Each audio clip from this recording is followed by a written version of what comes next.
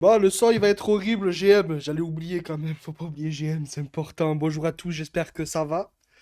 Bonjour, ouais, il fait nuit dehors, mais bonjour, on va commencer. Peut-être que le son va changer. Mais c'est pas grave. Belle vue, hop là. Alors, la qualité de l'image va être dégueulasse, mais j'ai envie de flex. Belle vue. On va faire de l'argent. Comme ça, toi aussi, tu peux avoir cette vue. Ok? Bref, j'espère que ça va.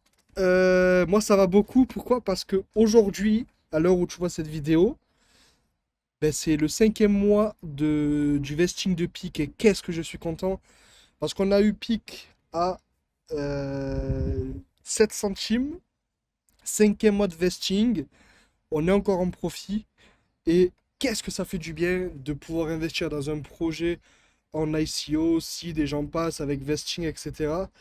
et de pouvoir faire un profit et de garder ce profit. Qu'est-ce que ça fait du bien? Alors c'est un peu long. Pourquoi? Parce qu'on a tout ce qui est vesting, etc., qui sont en quelque sorte les relâchements progressifs des tokens dans les mois.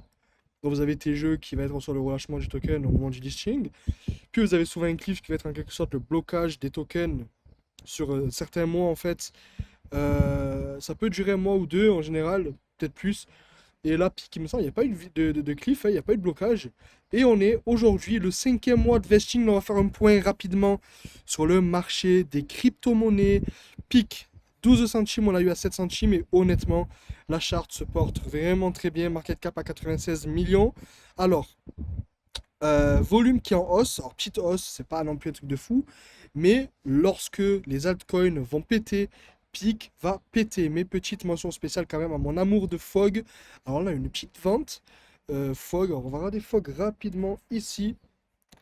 Tac, donc Sodex Screener, Fog, les gars, est en train de nous faire quelque chose de juste magnifique. Alors là, ce qu'il est en train de faire depuis les dernières minutes, c'est moins magnifique, mais quand même, on va pas cracher dessus. En 4 heures, la charte est incroyablement magnifique, en sachant que j'avais fait une vidéo il y a un certain temps où j'avais... Qu'est-ce que ça fait plaisir d'entendre des Lamborghini, les gars, et avoir une vue comme ça, franchement. Je sais pas si vous entendez au micro, mais qu'est-ce que ça fait plaisir de pouvoir enfin arriver au bout de certains nombre de mois de travail, de business, de nuit blanche, parce qu'à l'heure où je fais la vidéo, il est 4 heures du matin. Je suis pas en train de me les toucher dans la chambre. On est en train de bosser, on fait des vidéos, on fait du contenu, même si c'est pas du contenu de super qualité, mais au moins c'est naturel. Ok, il n'y a pas de montage. J'aime bien, j'aime bien, j'aime bien. Bref, Fogg qui nous a fait une montée juste incroyable. On arrive dans un niveau assez intéressant. Alors, ça reste du même coin, il suffit qu'il y ait un truc de fou et bam, ça pète.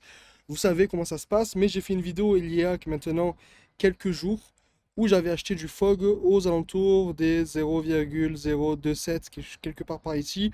Et on est en train de monter en sachant que l'activité de Fogg sur les réseaux est vraiment en train d'être euphorique. C'est euphorique, tout le monde parle de Fog en ce moment et ça fait du bien. Mais la vidéo d'aujourd'hui, c'était principalement sur le pic.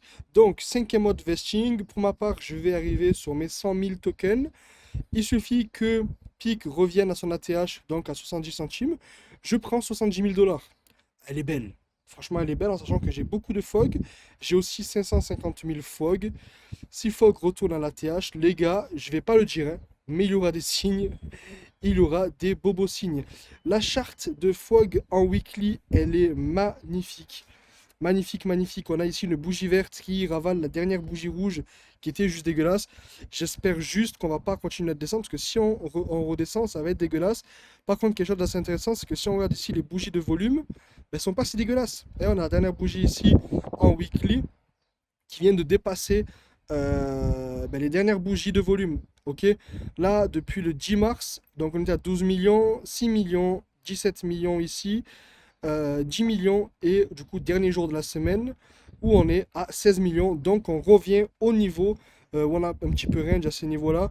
Et c'est à ces niveaux-là où on avait un volume qui était à ces niveaux actuellement. Ok, donc, c'est assez cool de remonter la pente après de nombreuses journées de souffrance où vraiment je voyais le moment où je me suis dit, Fog, ça commence à être compliqué, hein. On était en Fear and Greed assez bas pendant les derniers jours. On est parti chercher carrément la peur extrême, hein, dans les niveaux pratiquement 17, 16, même 19 ici.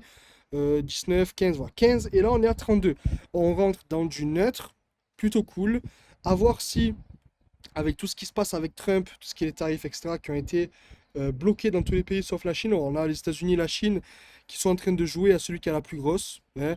C'est pas nouveau, c'est Trump qui est greedy, le président de la Chine qui est aussi greedy, qui se battent tous les deux, voir qui c'est qui a la plus grosse. Malheureusement, hein, on arrive à un stade où ils sont en train de se battre et puis ben, nous on subit. Alors on subit pour le moment, ça me va. Pourquoi? Parce que ben, le marché réagit plutôt bien. La nouvelle des tarifs, quand en soi Trump a annoncé comme quoi on allait avoir les tarifs qui étaient coupés sauf en Chine, ben, le marché a vraiment pété. On va le regarder juste après, vous allez voir, c'est quand même assez impressionnant. Si on regarde aussi le fait que le FOMC arrive le mois prochain, le timing n'est pas mauvais en sachant que Trump a coupé les tarifs pendant 90 jours, ce qui fait 3 mois, et on a du coup 2 rencontres FOMC pendant les 3 prochains mois. Donc je trouve ça vraiment génial. S'il coupe les tax rates, les gars, on part to the moon. Et honnêtement, ben, je dirais pas non. Je dirais pas non, je dirais pas non. Si on regarde rapidement CoinMarketCap, le CMC 100, qui est en quelque sorte l'indicateur des 100 crypto-monnaies les plus fiables au monde en quelque sorte, qui est en hausse, alors qui est en hausse, c'est un petit peu vague, un terme baisse, mais là on semblerait avoir trouvé potentiellement un bottom, à voir si on tient. Et si on regarde la capitalisation boursière du marché crypto global sur 30 jours, ben, c'est pas si moche, on semble avoir fait un W ici. Ça me choquerait pas de redescendre à ce niveau-là pour potentiellement bounce ici. Hein. Vous savez comment ça se passe, de toute façon il faut aller bounce pour pullback et repartir à la hausse. Mais ça semble n'être pas très moche du tout. Solana qui a fait une grosse bougie, on est parti chercher les 100 dollars. Je vais mettre en daily, en weekly, pardon, on est parti chercher les 97 dollars le 7. C'était il y a 6 jours. Et Solana qui est en train de faire une poussée, volume juste, c'est honteux, 4 milliards de dollars. Et si on regarde le Bitcoin qui était parti chercher les... Ah, qu'est-ce que j'aime le bruit de Lamborghini la nuit. Les gars, venez à Dubaï. Si vous n'êtes jamais venu à Dubaï, venez à Dubaï. Vous allez voir, vous allez prendre une grosse claque de motivation. Si vous n'avez pas de discipline pour le boulot, croyez-moi, vous allez la trouver très vite. Le Bitcoin qui est parti chercher le 7 avril, 74 000 dollars, on est à 85 000. Alors, il me semble que c'était ici où Trump avait dit comme quoi, voilà, les tarifs, blablabla. On est passé de 77 000 à directement 83 000, puis petite baisse ici. Et là, on semble remonter. Donc, pour le moment, ne criez pas alt season, ne criez pas bull run parce que le bull run ne risque pas d'arriver maintenant. Si on regarde rapidement la dominance du Bitcoin, donc BTCD, ici, on va aller sur TradingView vidéo, les gars. Vous savez comment sont maintenant mes vidéos, mais franchement, ça c'est cool parce que ça c'est dynamique.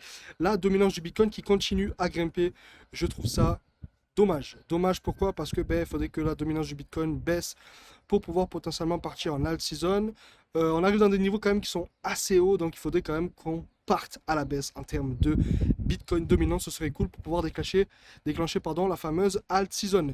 Et pour finir, du coup, si on se met en season des altcoins, on est dans une saison, ici comme on peut le voir, saison du Bitcoin. Ici, c'est une saison neutre, du coup au milieu, et tout en haut, on est en saison des altcoins. On est parti chercher ces niveaux-là, c'était en novembre, il me semble, où on avait eu du coup ce fameux crash de BTCD, du coup cette bougie ici qu'on a eu, où on a eu des altcoins qui ont extrêmement pété.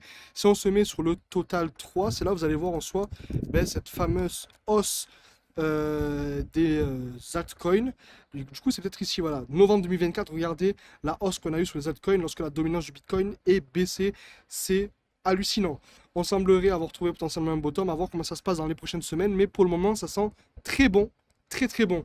Donc, à voir. Dans tous les cas, les gars, continuez votre DCA, continuez à avoir vos convictions, parce que la conviction paye si vous holdez vos positions. Il se peut que vous changez votre vie dans les prochaines semaines, les prochains mois, en sachant qu'on arrive, du coup, comme je l'ai dit, dans une période qui est quand même assez intéressante. Alors, je ne sais pas si l'écran va toujours être aligné avec la caméra, bref, je ne sais pas du tout comment ça va se passer. Dans tous les cas, là, je pense qu'on est pas mal en termes de couleurs. Je vais juste vérifier. Ouais, on est pas mal du tout, du tout, du tout. Donc, tu continues à accumuler, tu believe in your bags, ok? Tu continues à accumuler. C'est pas le moment de capituler, les gars. Franchement, c'est pas le moment de capituler. Il y en a qui vont capituler, il y en a qui vont s'en vouloir pendant toute leur vie. Vous êtes sûrement en train de construire la richesse générationnelle. Il faut vraiment tenir, ok? Là, je pense qu'il y a plus à gagner qu'à perdre, honnêtement. Si vous perdez, ok, c'est embêtant. On va pas se le cacher, c'est embêtant de perdre de l'argent. Au bout d'un moment, voilà. Donc, on a fait un petit peu le tour, on a fait le point sur Fog et sur Peak. Peak qui est du coup aujourd'hui arrive à son 5e mois de vesting. Il reste plus qu'un mois avant le déblocage total de tous les tokens. Il me semble qu'après, il y a encore d'autres déblocages, mais vous savez que Solana, lorsqu'on a eu du coup le début de la fin des déblocages, etc., c'est là où le Solana a commencé à monter. À voir comment ça va se passer, en sachant que quand même, il faut se dire que Peak a des tokenomiques catastrophiques, mais en alt-season, les tokenomiques ne veulent rien dire, et on a Fog qui se retourne au moment où je mets une cartouche de 5 000 $. Alors, il faudrait vraiment juste que je retrouve la vidéo rapidement. Je vais rester en full cam. De toute façon, vous savez comment sont mes vidéos, je sais même plus parler. Il me semble que c'est ici, la vidéo c'est fini pour moi qui a fait 2200 vues. Où en soi, voilà, je disais comme quoi j'avais posé mes derniers 5 000 $ sur Fog.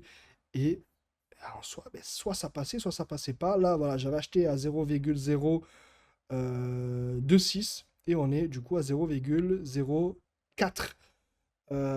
Donc un x2, donc là en gros je peux retirer si je veux ben, l'argent que j'ai mis dans ma vidéo, mais je vais garder parce que j'ai un bac de Fog qui pourrait potentiellement changer ma vie. Donc j'espère que cette vidéo vous a plu. On a fait le point sur un petit peu tout ce qui est tarif, etc., le marché. On va sûrement avoir 3 mois assez intéressants. Alors je pense que cet été, on va peut-être partir à la baisse, comme ça a été le cas en 2021, où l'été, on est parti à la baisse, puis en fin d'année, on est reparti à la hausse pour taper le top final. À voir ce que Trump prévoit. Dans tous les cas, n'hésite pas à t'abonner, à activer la cloche, laisser un like si tu n'es pas abonné à ma chaîne. On se retrouve prochainement dans une prochaine vidéo. N'hésite pas à laisser un commentaire, blablabla, et à rejoindre mon Telegram. Hein. Allez, à plus.